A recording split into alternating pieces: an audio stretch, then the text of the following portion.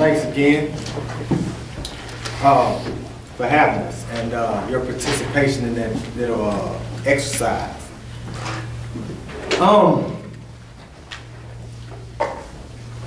First of all, I want to say that I understand that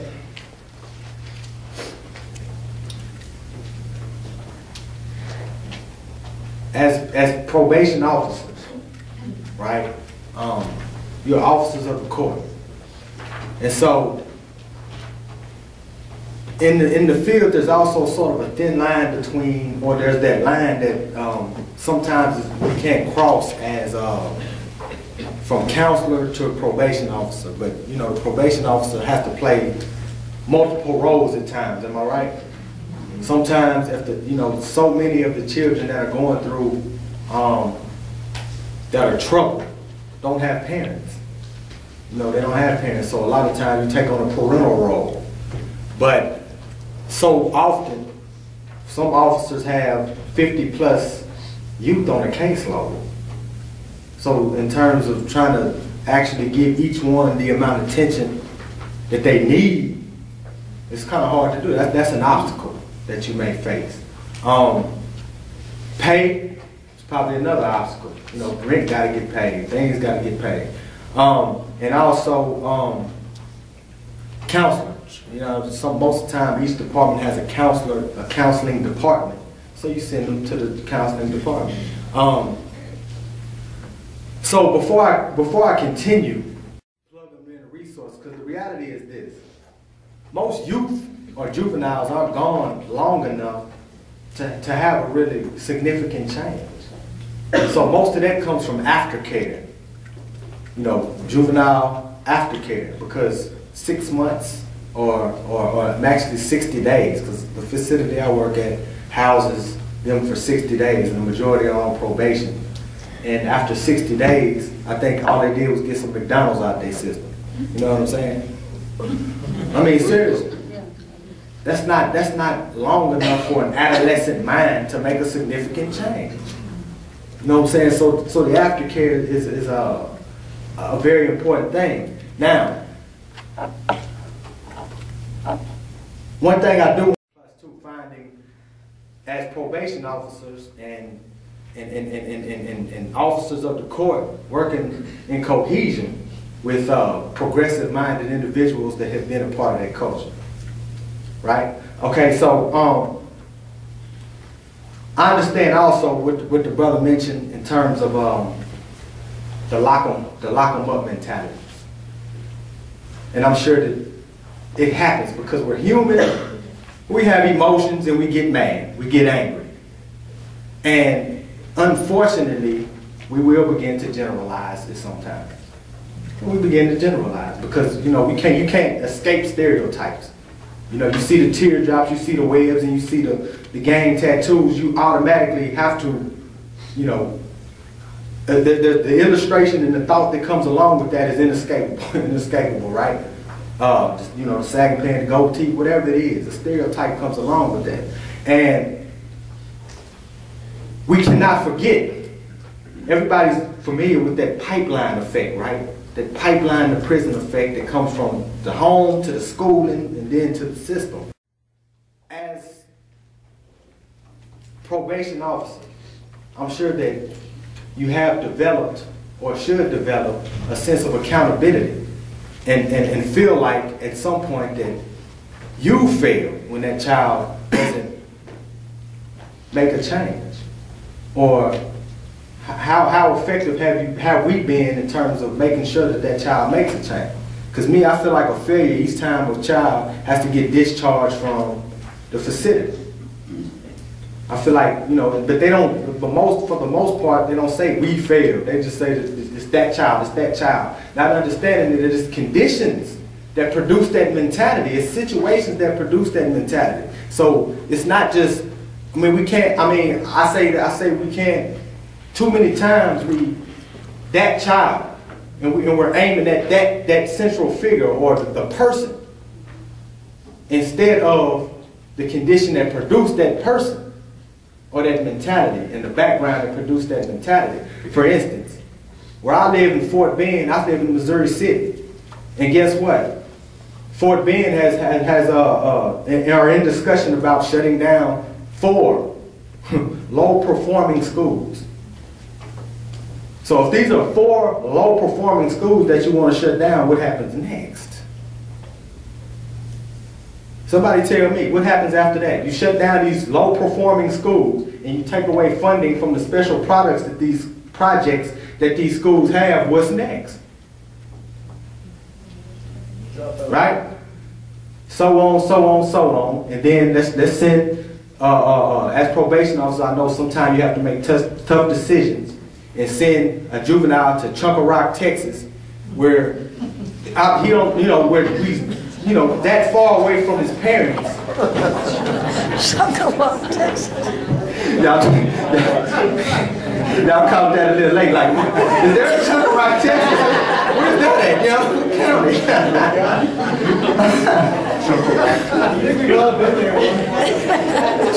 Look, Danny said he's been there. No, but seriously, TDC, of course, they do that. They send you, but you're an adult. But for a child to go to Kicker Rock, Texas, it's a hell of a thing to be that far away. And I'm telling you this because I asked. Y'all do it too. Y'all spell it with an X sometimes too. Stop it. I'm not trying to hear. Y'all laugh if y'all want to.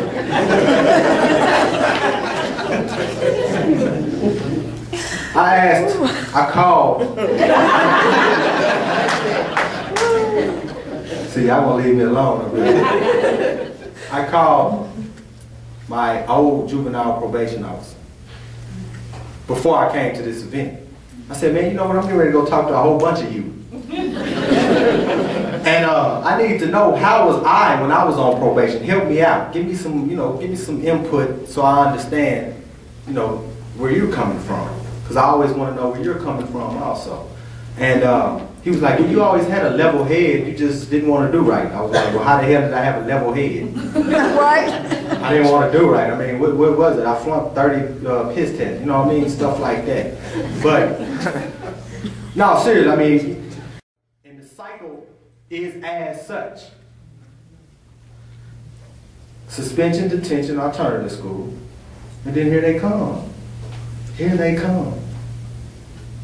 Then juvenile probation to a therapeutic community, to a Gulf Coast, to a TYC, to a jail, to a prison. And so how much effort is being put in stopping it at the juvenile probation level? How much money does it cost to send a child to TYC? Or to house them in a therapeutic community? It costs the state money, right? It costs money to do that.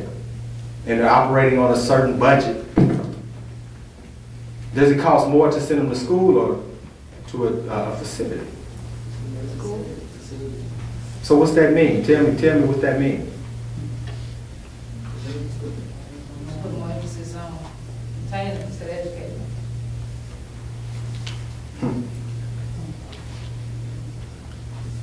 That's right. Sad, but true.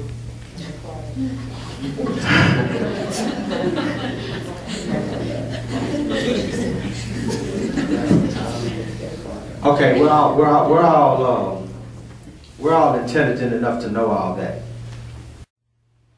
Does anybody know what MOB is? What else? Money. Right. So, I want to know, this is a good exercise right here. You, come here.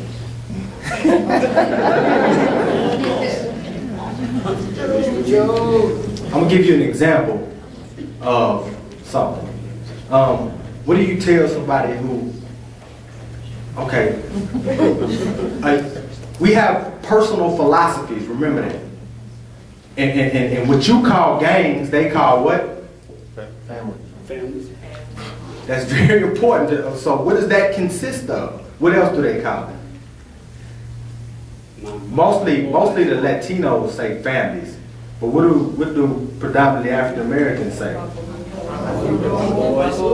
Organizations that are governed by what? Constitutions.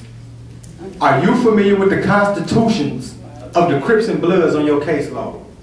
Who has been exposed to the Constitution and the policies that govern those organizations?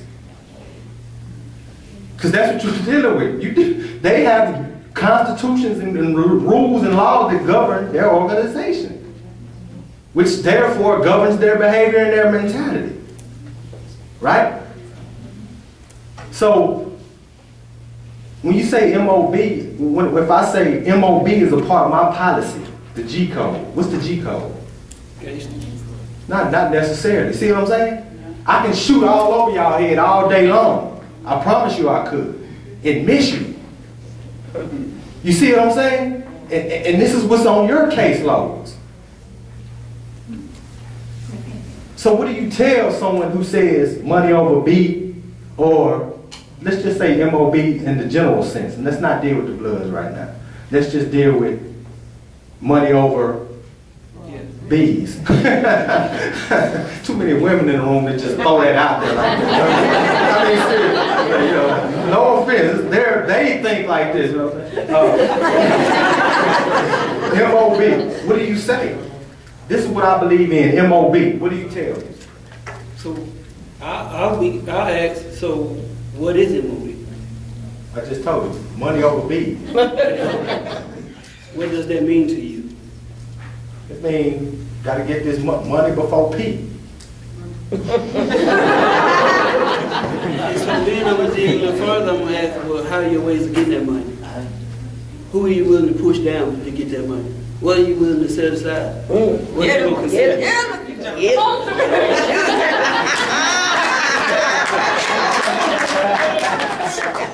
That's a start, good job.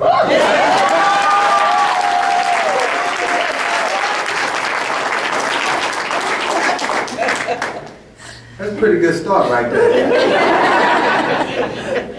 You know what I go to first?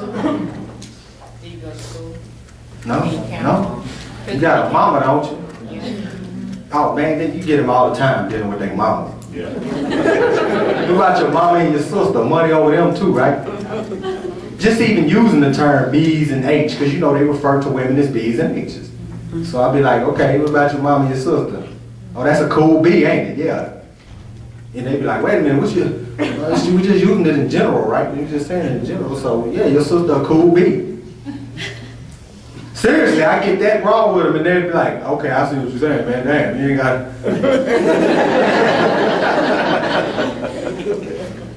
it. Now, I'm going to give you another example. Understand, first of all, with the G code, when we're dealing with the G code, we're dealing with just street ethics.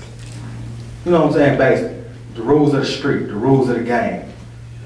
And, again, the rules of the game is what they living by. You know what I mean? So I communicate with you the same way I communicate with my parent. Defense mode, I gotta lie to you. I gotta tell you what you wanna hear. Remember that. You know what I'm saying? Because if I'm communicating with my parent a certain way, out of shame and guilt and again, they don't get me. I'm communicating with you like a police officer.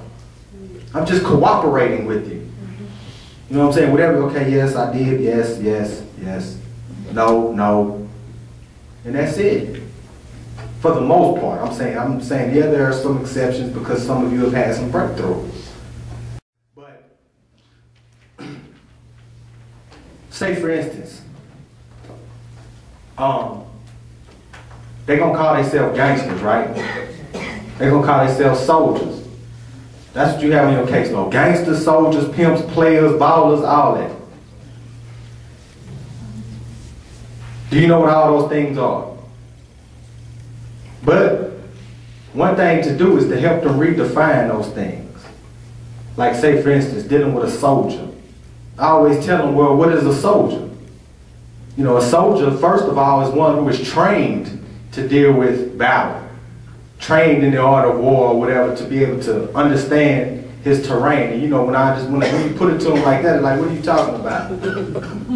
Well, for one, are you trained to deal with your conditions?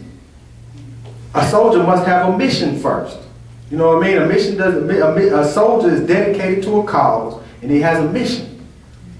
And he abides by a certain code that allows him to, I don't have to worry about if you're my friend or not, because we abide by the same code, and therefore the mission is going to get accomplished. But for one, I'm trained to deal with that. And yes, you are at war, I tell them. Yes, it's a battlefield. It might not be the jungle, but it's the concrete jungle, because that's what they call it. So are you trained in the art of dealing with the concrete jungle? Under any conditions can you survive? Because if you enter the dope game or any other game and you end up here or dead, then that's not survival. So you take an unnecessary risk, which a soldier doesn't do. A soldier has certain ways of dealing with rain, snow, different conditions that he may be faced with. And so I just use those conditions, saying that, you know, whether it be a crack mother, your mother's on crack, your dad is incarcerated, and just what to do when you are hit with those circumstances. You know what I mean? In other words, just help them redefine the language. Like MOB, I got the youth in the circle of kids that I deal with, they say morals over everything. Or more, like say MOE actually, sorry, they say money over everything. So I made them mean morals over everything. And so they'll say that, I'll ask them what it means. And, you know, just everything. Redefining gangster and what that really means, and just redefining this language to make it more consistent with their new, you know, a new thought pattern. Because again, it's the language that transmits the culture. And it's this language that they're going to use that again, most of people in this room are just not familiar with. And if you're not familiar with the language, you're really not familiar with the culture. And you know, gang culture is really on the rise in Texas. You know what I mean? Those prison gangs, I didn't understand how big they are out here now. I'm like, wow, prison gangs on the streets. Thank you for listening, and appreciate you.